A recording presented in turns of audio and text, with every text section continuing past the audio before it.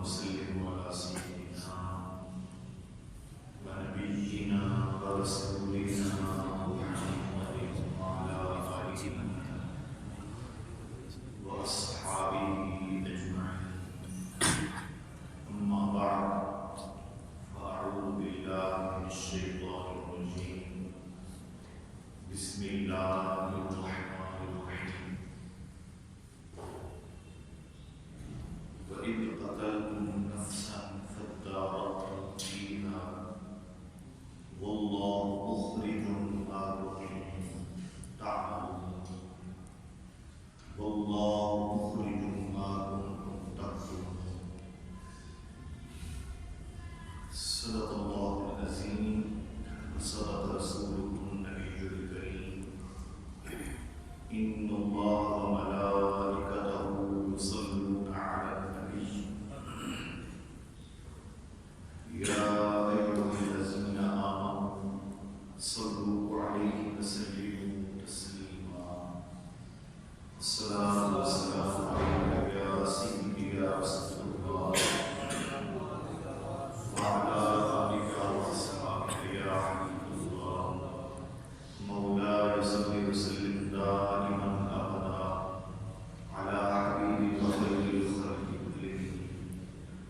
هو الحبيب الذي ترجع شفاعته لكل حول من الأعمال مقتحم.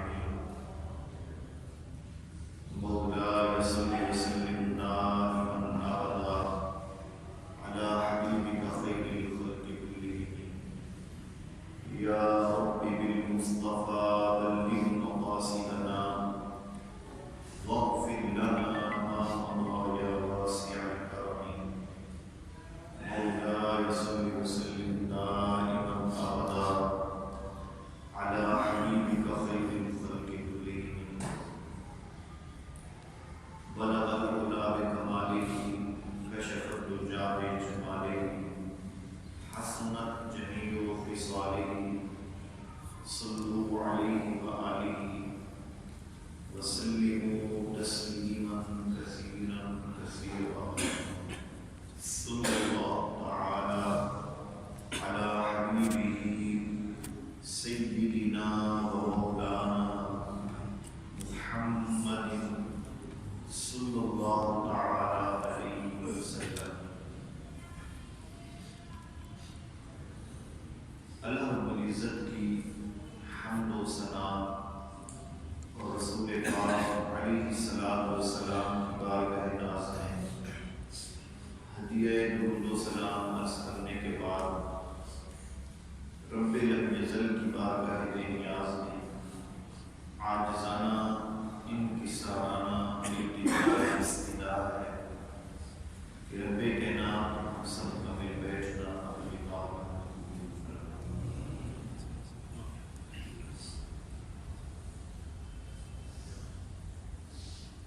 آج کے اس مختصر وقت میں بنی اسرائیل کے ایک فرما بردار بیٹے کی عظمت کا ذکر ہے.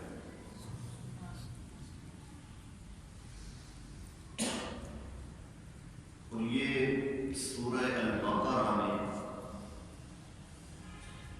گائے والے قصے کے نام سے مشہور ہے. واقعہ کچھ اس طرح ہے کہ بنی اسرائیل میں ایک شخص تھا جس کا نام تھا عامیر. یہ بہت بڑا متمول اور مالدار شخص تھا اور اس کا ایک چاچا زاد بھائی تھا کزن. وہ انتہائی درجے کا فقیر تھا. یعنی ایک چاچے کا بیٹا امیر تھا اور اسی کے چاچے کا بیٹا انتہائی فقیر اور غریب اور مفلس تھا. یہ جو امیر عامیر شخص تھا اس کا وارث اس کے مرنے کے بعد اس تین شخص کے علاوہ کوئی اور نہیں تھا۔ تو اس فقیر نے جو اس کے چاچے کا بیٹا کزن تھا، اس نے سوچا کہ جب یہ مرے گا تو صاف ظاہر ہے اس کی وراثت اور مال کا میں ہی مالک ہوں، میں کب تک غربت کی چکی میں ایسے پستا پھروں، کیوں نہ ہو اس کا کام تمام کروں اور اس کے مال متاع کا میں مالک ہوں۔ اس نے مال و متاع کے حرص میں اپنے چاچے کے بیٹے کی وراثت کا مالک بننے کی ہوس میں اس نے اپنے اس امیر کزن کو قتل کیا اور دور جا کر ایک آبادی میں اسے پھینک دیا۔ پھر 2 دن کے بعد اس کا وارث بن کر اس کا متلاشی نکلا، تلاش کرنے لگا کہ میرے چاچے کا بیٹا گم ہو گیا ہے، ملتا نہیں ہے۔ کیونکہ اس نے اپنے ہاتھوں سے ایک آبادی میں ڈالا تھا، ڈھونڈتا ڈھونڈتا وہاں جا نکلا اور اپنے اس کزن کا قتل ان بستی والوں پر تھوپا کہ تم نے اس کو قتل کیا ہے۔ تو اس نے بڑا زور شور مچایا۔ اس طرح حضرت موسیٰ علیہ السلام کے پاس یہ قوم جمع ہو گئی۔ بستی والے کہنے لگے حضور ہمیں نہ آنکھ کو پتا نہ کان کو پتا، ہمیں اس مقتول کے بارے میں کوئی علم نہیں، یہ شخص اپنے اس کزن کا قتل ہمارے اوپر کیوں کر رہا ہے؟ آپ اللہ رب العزت سے دعا فرمائیں کہ اللہ رب العزت اس مقتول کا پردہ فاش فرمائے اور قاتل کو اللہ رب العزت ظاہر فرمائے کہ اس کو کس نے قتل کیا۔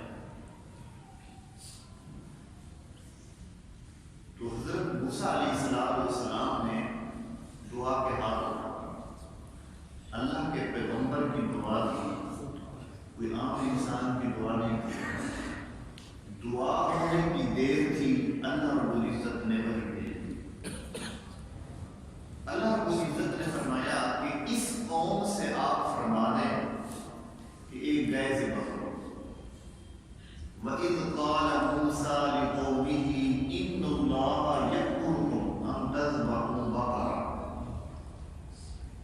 اللہ رب العزت فرماتا ہے کہ ایک گائے ذبح کرو۔ جب حضرت سیدنا موسیٰ علیہ السلام نے گائے ذبح کرنے کا حکم دیا قوم کو، ان تذبحوا بقرہ، گائے ذبح کرو، قالوا اتتخذنا ہزوا، آگے قوم بولی کہ کیا آپ ہمارے ساتھ مذاق کرتے ہیں، تمسخر کرتے ہیں؟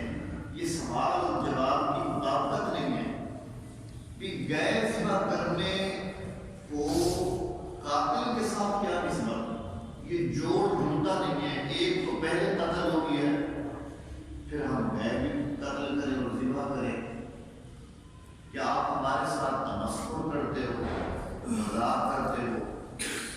حضرت سیدنا موسیٰ علیہ السلام نے فرمایا، قال اعوذ باللہ، میں اللہ کی پناہ مانگتا ہوں کہ میں تمہارے ساتھ تمسخر کروں، مذاق اور ٹھٹھا کروں، ان اکون من الجاہلین، کہ اگر میں تمہارے ساتھ مذاق کروں تو میں نادانوں میں سے ہو جاؤں۔ یعنی اس طرح کی بات خاص مجھ پر کرنا کہ میں مذاق کروں، میں اللہ کا پیغمبر ہوں، میں نبی ہوں، خاص مجھ پر یہ تہمت لگانا، مذاق کی اور تمسخر کی، میں اللہ کی سے پناہ مانگتا ہوں۔ بہرحال اللہ کا حکم تھا، انہوں نے گائے کی تلاش شروع کر دی، اور ادھر بنی اسرائیل میں ایک اور شخص تھا، بڑا نیک، صالح، متقی، تقی پرہیزگار، اس کا ایک ہی بیٹا تھا اور اس کی ایک بیگم تھی زوجہ، اور اس کا ایک ہی بیٹا تھا۔ اس کے پاس گائے کا ایک بچہ تھا، بچیا چھوٹی۔ اس نے اس بچیا کو پکڑا اور جنگل میں جا نکلا، اور جنگل میں جا کر دعا کرنے لگا کہ یا اللہ، یہ گائے کا بچہ میں تیرے پاس امانت رکھتا ہوں، جب تک یہ میرا چھوٹا بچہ جوان نہیں ہوتا، جب یہ جوان ہو جائے گا تو اپنی امانت اے میرے رب تجھ سے وصول کر لے گا۔ دیکھیں اس اللہ کے نیک بندے کا عقیدہ، جنگل میں درندے ہیں، چیتے ہیں، اور گائے کو پھاڑ چین کے کھا جانے والے جانور ہیں، اس نے اللہ کے پاس امانت رکھی۔ تو وقت گزرتا گیا، اس گائے کی حفاظت اللہ رب العزت فرماتا رہا۔ وہ جنگل میں گائے چرتی رہی۔ ایک بنی اسرائیل کے ولی کامل کی دعا سے گائے عرصہ سال سال جنگل میں محفوظ رہی۔ یا بنی اسرائیل کے ولی کی دعا سے گائے کا بچہ جنگل میں سال ہر سال محفوظ رہے، تو غوث اعظم کی دعا سے لوگ محفوظ نہیں رہ سکتے۔ ایک بنی اسرائیل کا شخص ہے، اس کا درجہ اس امت کے برابر نہیں ہے۔ جس نبی کا حکومتی ہے، اس نبی کا درجہ بھی حضور علیہ السلام کے برابر نہیں ہے۔ وہ امتی ولی کامل اور شریعت موسوی کا پابند ہو کر ایک گئے جنگل میں اللہ کے سپرد کر رہا، اور اللہ رب العزت نے اس کی سال سال حفاظت کی۔ تو میں کہتا ہوں غوث پاک رضی اللہ تعالی عنہ کی حفاظت میں ہم اپنے آپ کو خود دے دیں، کیا اللہ محمد مصطفیٰ کے غلام کی حفاظت میں ہماری حفاظت نہیں کرنے گا؟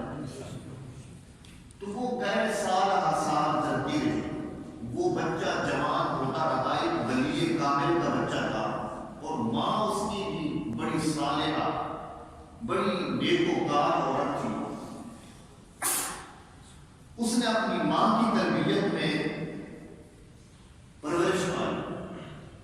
جب جوان ہو گیا تو بیٹا بھی وقت کا ولی کامل بن گیا۔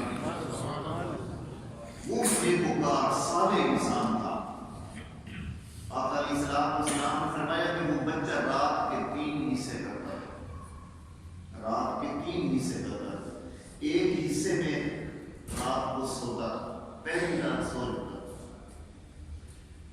اگلا دوسرے حصے میں کھڑے ہو کے اپنے رب کے حضور روتا تھا، گڑ گڑاتا تھا، اس کو سجدے کرتا تھا، معافی مانگتا تھا۔ اللہ کے نیک بندوں کا طریقہ ہے، رات کو اٹھ کر جب دنیا آرام کے بستر پہ سو جاتی ہے، اللہ والوں کے پہلو بستر سے جدا ہو جاتے ہیں۔ وہ رات کے اندھیروں میں اٹھ کھڑے ہوتے ہیں اور اپنے مالک کو منانا شروع کر دیتے ہیں۔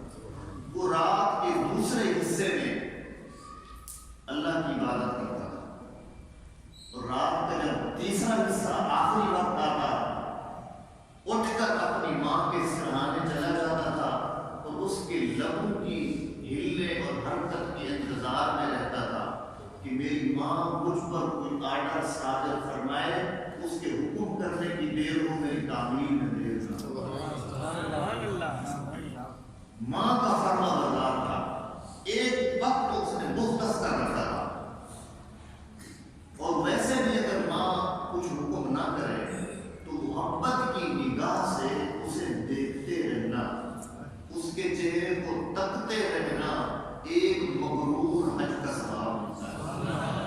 حدیث پاک ہے، آقا علیہ السلام نے فرمایا جس نے اپنے والدین کو محبت بھری نگاہوں سے، ایک بار اس کا چہرہ جس کے اوپر بڑھاپے کی لکیریں، کوئی حسن و جمال نہیں ہے، جس نے ساری زندگی محنت شاقہ کر کے جس کا رنگ بھی اڑ گیا، اس پسینے سے شراب ہو اگر ایک محبت بھری نگاہ سے تک لے اس کو مقبول حج کا ثواب۔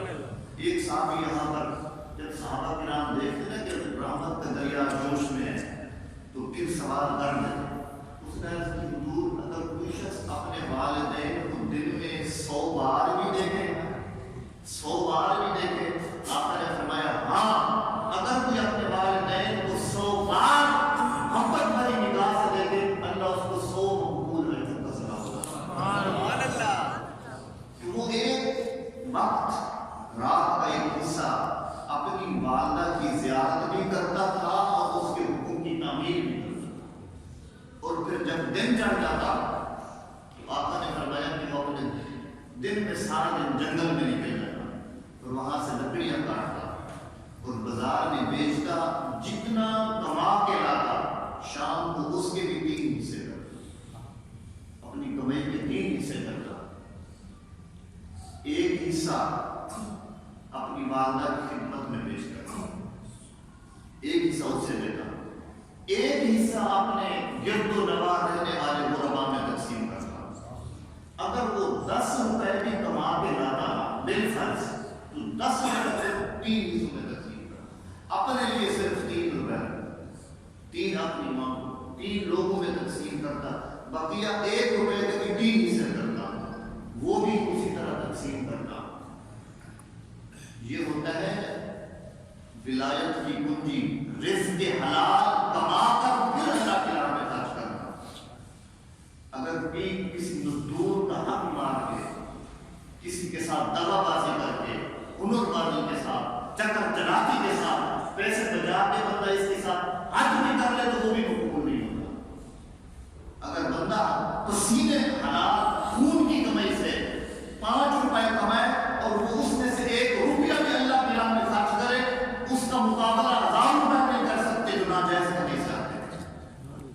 تو اس نے اپنی کمائی کو بھی 3 حصوں میں تقسیم کیا ہوا تھا، ساری رات عبادت، 1 رات کا حصہ سونا، باقی 2 حصے جاگنا، پھر دن کی سارا دن کی محنت شاقہ مزدوری کرتا، لکڑیاں کاٹتا، بازار جاتا۔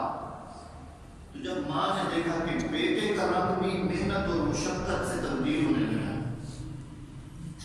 اور چلچلاتی دھوپ میں اس کا رنگ اڑنے لگا ہے، تو ماں پھر ماں ہوتی ہے، ماں پھر ماں ہوتی ہے۔ ہم اس بات کو نہیں سمجھتے، یہ ایک مشہور بات ہے۔ ایک ماں بوڑھی ہو گئی، گھر میں سوئی ہوئی تھی بڑھاپے کی حالت میں، بیٹے سے کہتی ہے میرے بیٹے کس چیز کی آواز ہے؟ اس نے کہا کسی چیز کی آواز نہیں۔ اس نے دوسری بار آواز دی، بیٹے کچھ آواز مجھے سنائی دیتی ہے، کس چیز کی آواز ہے؟ بیٹے کا تھوڑا بلڈ پریشر تیز ہوا، اس نے کہا کہ ماں کسی چیز کی آواز نہیں۔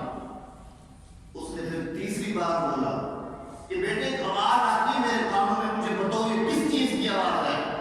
اس کا بلڈ پریشر کچھ اور تیز ہوا، کہتے بتایا تو ہے کسی چیز کی آواز نہیں۔ غصے میں آ گیا تیسری بار، اس نے کہا میرے بیٹے یہ میری صندوق اٹھاؤ۔ صندوق اٹھا کے لایا، اس نے کہا اس ایک کتاب رکھے وہ نکالو، کاپی نکالو۔ اس نے نکالا، کہتے جب تو اس طرح میری حالت میں تھا، جس طرح میں کمزور ہوں، تیری خدمت کے محتاج ہوں، ایک وقت تجھ پر بھی بیتا تھا کہ تو میری خدمت کا محتاج تھا، اور اس حالت میں تو سویا ہوا تھا، آواز کچھ بھی نہیں تھی، تو مجھ سے پوچھتا تھا ماں کس چیز کی آواز ہے؟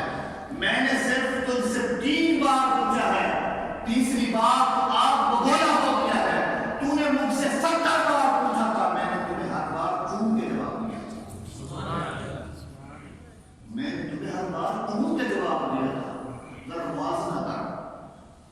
تو ماں سے نہیں دیکھی جاتی مشقت، اولاد دیکھتی ہے والدین کی مشقت، کہ اس نے کس طرح اپنی قوت کا، طاقت کا، آرام کا بازاروں میں سودا کر کے ساری رات پہلا دیتا رہا باپ، اور ماں ساری زندگی کڑھائی کر کے، محنت مزدوری کر کے بچوں کا پیٹ پالتی رہی۔ جب بیٹا طیب جوان ہوا تو بالوں سے پکڑ کے ماں کی بالوں سے کھینچتا ہے۔ اس نے اپنی کمائی کا ایک ہی والدہ کے سپرد کر رکھا تھا، اور ماں کی آنکھ میں کوئی اللہ نے ایسا جادو رکھا ہے کہ بیٹے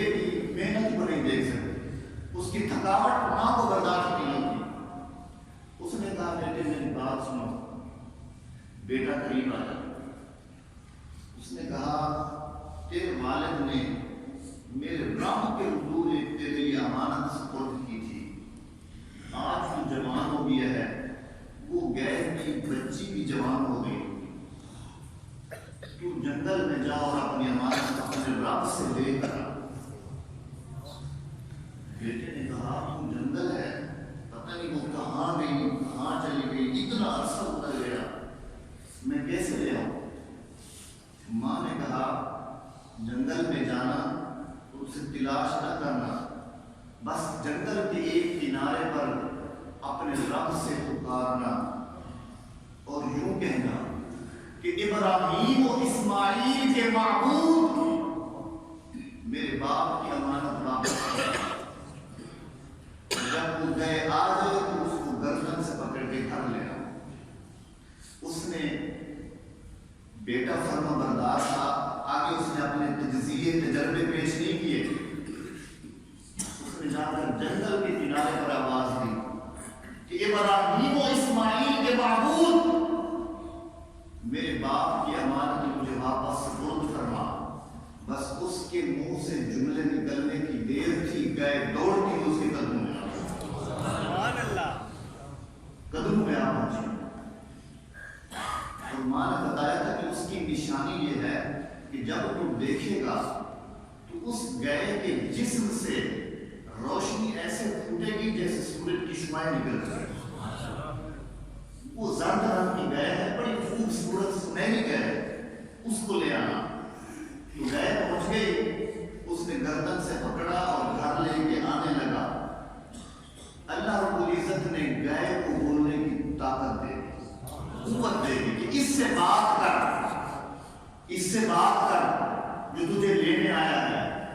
آخر اس بندے کی جس رس ہوگی نا رب کے ساتھ، جس کی آواز اس تک پہنچی، اور اس نے پھر گائے کو آرڈر کیا کہ آج تک جہاں پھرتی رہی چلتی رہی، تجھے کسی درندے نے پرندے نے نہیں چھیڑا، کسی انسان نے نہیں چھیڑا، جا میرا بندہ تجھے لینے آ کے واپس چلی جا۔ تو وہ گائے آئی، اس نے گردن سے پکڑ کے گھر لے کے جانے لگا۔ اس گائے کو اللہ نے بولنے کی طاقت دے دی، اور گائے بولی کہ تو اپنی ماں کا اتنا فرما بردار ہے، میرا دل چاہتا ہے کہ تو پیدل نہ چل، میری پشت پہ سوار ہو، میں تجھے خود گھر لے کے جاتی ہوں، خود گھر لے کے جاتی ہوں۔ اس نے کہا نہیں، میں تیری پشت پر سوار نہیں ہو سکتا۔ اس نے کہا کیوں؟ اس نے کہا میری ماں نے کہا تھا گردن سے پکڑ کے لے آنا، گردن سے پکڑ کے لے آنا، میں اس وجہ سے تجھ پر سوار نہیں ہو سکتا۔ اس کو پکڑ کے گھر لے آیا۔ یار ایک بنی اسرائیل کا ولی، وہ بھی ولی کا بیٹا ولی بن ولی، اور جس کی ماں صالحہ ہو، اگر اس کا اتنا مقام ہے تو پھر جو حضور غوث پاک رضی اللہ تعالیٰ عنہ حسنی سید بھی ہے، حسینی سید بھی ہے، تقوی و طہارت کا پیکر بھی ہے، اگر وہ زمین پر قدم کی ایڑی مار کے کہتے تم میں اس لیے مردے بھی کھڑے ہو جاتے ہیں، مردے بھی کھڑے ہو جاتے ہیں۔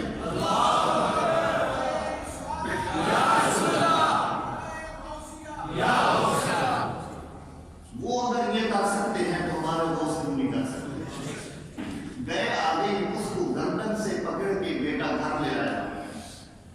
ماں نے کہا بیٹے تیری مشقت مجھ سے دیکھی نہیں جاتی، تو رات کو اللہ کی عبادت کرے، ایک رازہ میرے پاس بیٹھے، دن کو سارا دن لکڑیاں کاٹے، اس کو بیچ اور اپنی آسانی سے زندگی گزار۔ اس نے پھر پوچھا ماں اس کو کتنے کا بیچو؟ ماں نے کہا اس کو 3 دینار کا بیچنا، لیکن خریدنے والے سے یہ کہنا کہ ذرا ٹھہرو میں اپنی والدہ سے پوچھ لوں۔ اس کو یہ کہنا شرط لگانا کہ میں پوچھ لوں، قیمت اس کی 3 دینار ہے، لے جاؤ۔ تو وہ بیٹا پھر اس کو گردن سے پکڑ کے پھر بازار میں لایا، منڈی میں لایا، جہاں جانور بیچتے تھے، لوگ خرید کرتے تھے۔ وہ بیچنے کے لیے گھر سے باہر جا رہا تھا، سدرۃ المنتہا سے ایک فرشتہ خریدنے آ رہا، یہ بیچنے جا رہا تھا، ایک فرشتہ انسانی شکل میں خریدنے آ رہا۔ تو جب یہ بازار میں پہنچا، فرشتہ آن پہنچا، اس نے کہا ہے؟ ضرور بیچنی ہے۔ کتنے کی ہے؟ 3 دینار کی ہے۔ اس نے کہا 3 دینار لے لو اور مجھے گائے دے دو۔ اس نے کہا ذرا ٹھہرو میں والدہ سے پوچھ لوں۔ اس نے کہا یار والدہ سے نہ پوچھ، مجھ سے 6 دینار لے لے اور مجھے یہیں دے دے۔ اس نے کہا نہیں، تو 6 دینار اس کی ڈبل قیمت بتاتا ہے، اگر اس کے برابر مجھے سونا بھی تول کے دے دے تب بھی ماں کی اجازت کے بغیر مجھے نہ دوں۔ واپس چلا گیا، ماں کے پاس پہنچا اور ماجرا سنایا۔ اس نے کہا بیٹے اسے کہنا یہ 6 دینار کی ہے، 6 دینار کی ہے، لیکن خرید کیا ہے تو ٹھہرو ماں سے پوچھ لو۔ دوبارہ آیا، اس نے کہا کہ 6 دینار اس کی قیمت ہے، خریدنی ہے تو ذرا اجازت دے دو، ماں سے پوچھ لوں۔ اجازت وہ دیں گے۔ اس نے کہا یار مجھ سے 12 دینار لے لو، یہ گئے مجھے یہیں دے دو، ماں سے نہ پوچھو۔ اس نے کہا یار تو خریدے یا نہ خریدے، اس کی ڈبل ٹرپل قیمت دے یا نہ دے، ماں کی اجازت لازمی ہے، ماں کی اجازت لازمی ہے۔ اس سے پوچھوں گا تب۔ یہ تفسیر مذہبی قاضی ثناء اللہ پانی پتی علیہ رحمہ نے حضرت اکرمہ کے اور حضرت سعید بن جبیر کے حوالے سے یہ روایت نقل کی ہے۔ اس نے کہا خریدو یا نہ خریدو، ماں سے لازمی پوچھوں گا۔ اور آج ہم اپنے ماں باپ، ان کا تجربہ بول رہا ہوتا ہے، بچے کا علم بولتا ہے نا ماں باپ کے سامنے کہ علم میرا یہ کہتا ہے کہ یہ چیز ایسے بکے گی، ماں باپ کا تجربہ بولتا ہے۔ اور نوجوان نسل اپنے والدین کے کہنا نہیں مانتی، ان کو پتہ نہیں ہے کہ پرانے زمانے کے بندے ہیں، لیکن تم میرے محبوب کا فرمان سنو کہ آقا نے فرمایا اگر تمہاری عقل کے بخارے پر تمہارے والدین گرے، لیکن تم اپنا علم ایک طرف رکھ کے والدین کی اتباع کرتے ہوئے ان کی بات پر عمل کرو، اللہ تمہاری تقدیر تبدیل کر دے گا۔ جیسے وہ کہہ رہے ہیں ویسے ہو جائے گا۔ پھر گیا، ماں کے پاس پہنچا تو پھر سارا ماجرا سنایا۔ ماں نے مسکراتے ہوئے فرمایا بیٹا ابھی تک تجھے پتہ نہیں چلا یہ خریدنے والا انسان نہیں، یہ تو سدرۃ المنتہا کا فرشتہ ہے۔ سبحان اللہ۔ اس وجہ سے ہم علماء اہل سنت کا یہ عقیدہ ہے کہ فرشتوں کو کوئی نہیں دیکھ سکتا سوائے اولیاء کے، سوائے اولیاء کے انہیں کوئی نہیں دیکھ سکتا۔ اس وجہ سے ہم کہتے ہیں کہ روحوں سے پاک رضی اللہ تعالی عنہ کو خضر بھی ملا کرتے تھے، سدرۃ المنتہا کے فرشتے بھی ملا کرتے تھے۔ کہ جب بنی اسرائیل کی ایک بلیہ عورت کو پتہ چل گیا ہے کہ یہ فرشتہ ہے اور تمہارا میری خدمت کا امتحان لینا مقصود ہے کہ ماں کی فرما برداری میں کتنا پختہ ہے وہ شخص۔ اب ماں نے کہا اس خریدنے والے سے کہو کہ یہ گئے ہمیں بیچنی چاہیے کہ نہیں، اپنے پاس رکھنی چاہیے یا اس کو بیچ دینا چاہیے۔ اب دوبارہ گئے، ان سے پوچھا کہ میری ماں کہتی ہے کہ 12 دینار یا 20 دینار جتنے بھی قیمت نہیں پوچھنی، یہ مشورہ اس کو بیچنا چاہیے کہ نہیں۔ اب فرشتے نے کہا میرا مشورہ یہ ہے اس کو ابھی نہ بیچو، اس کو اپنے پاس رکھو، اس کو اپنے پاس رکھو۔ ادھر وہ قوم جو اس مقتول کی تلاش میں غیب کی تلاشی تھی اور وہ حضرت موسیٰ علیہ السلام سے پوچھ رہے تھے قالوا ادع لنا ربک یبین لنا ما ہی، کہ آپ نے ہمیں حکم تو دے دیا کہ گائے ذبح کرو اور مقتول کے قاتل کا پتہ چل جائے گا کہ اس کو کس نے قتل کیا ہے۔ اب بتائیں اپنے رب سے دعا فرمائیں کہ وہ ہمیں بیان فرمائے وہ گئے کیسی ہو، وہ گئے کیسی ہو۔ حضور علیہ السلام نے یہاں پر فرمایا اگر وہ قوم اللہ کے پیغمبر کی بس ایک بات سن کر کے گئے ذبح کرو، کوئی سی بھی گائے پکڑ کے ذبح کر دیتے، اللہ مقتول کا پتہ دیتے قاتل کا کہ اس کو کس نے قتل کیا ہے۔ وہ بات میں بڑھتے گئے، شرائط بڑھتی گئی، تنگی میں ڈالتے گئے۔ جب بندہ سوال بڑھا دیتا ہے تو پھر اوپر سے قیودات بڑھ جاتی ہیں۔ اس وجہ سے جو سالک ہوتا ہے جس کو پیر اور مرشد کہتے ہیں کہ یار یہ چیز پڑھا کر درود شریف پڑھ لیا کر، آگے مرید کو یہ کہ حضور کتنی تسبیحاں پڑھو، حضور کب پڑھوں، کس ٹائم پڑھوں، کتنی پڑھوں، اور کوئی چیز پڑھوں نہ پڑھوں؟ پھر سالک آگے سوال نہ کرے، بس پیر نے مرشد نے مطلق کہہ دیا کہ یار درود شریف پڑھا کر، یہ چاہے جتنا پڑھ لیا کر، کوئی قید نہیں ہے۔ اگر پیر و مرشد نے کہہ دیا 100 تسبیح پڑھا کر، پھر ان کو 100 پڑھنی پڑے گی۔ مطلق جو فرما دے بس سر تسلیم خم کر لینا، اسی کا نام، اسی میں کامیابی ہوتی ہے۔ آگے بات بڑھانے میں قیودات بڑھتی ہے، پابندی بڑھتی ہے، تکلیف آتی ہے، پھر بندہ وہ کر نہیں سکتا، اس راستے پہ چل نہیں سکتا، پھر اپنے مقصود اور منزل کو پا نہیں سکتا۔ اللہ کے کلام میں ایک ایک لفظ میں بڑے رموز ہیں، اشارات ہیں۔ تو انہوں نے کہا کہ بیان فرمائے، اللہ رب العزت سے دعا کرے کہ وہ ہمیں بتائے کہ گئے کیسے ہو۔ جب سوال کر دیا تو اللہ رب العزت کی بارگاہ سے جواب آ گیا، انہا بقرۃ، کہ پیارے کلیم فرما دو وہ ایک ایسی گائے ہے، لا فارغ، جو بوڑھی بھی نہیں ہے، اتنی بھی بوڑھی نہ ہو جو بچے دینے کے قابل نہ ہو، ولا بکر، اور اتنی بھی چھوٹی بچی نہ ہو کہ بچے دینے کے قابل نہ ہو، امان بین ذالک، درمیانی عمر کی ہو، ففعلوا ما تؤمرون، اب کرو جو کہ تمہیں حکم دیا گیا ہے، آگے نہ بڑھو، کرو۔ آگے قوم پھر بولی، قالوا ادع لنا ربک یبین لنا ما لونھا، کہ پیارے کریم اب یہ بھی دعا کرو کہ اللہ ہمیں بتائے اس گائے کا رنگ کیسا ہو۔ بھئی رنگ پوچھنے کی کیا ضرورت ہے، آج یا ففعلوا ما تؤمرون، اب کرو۔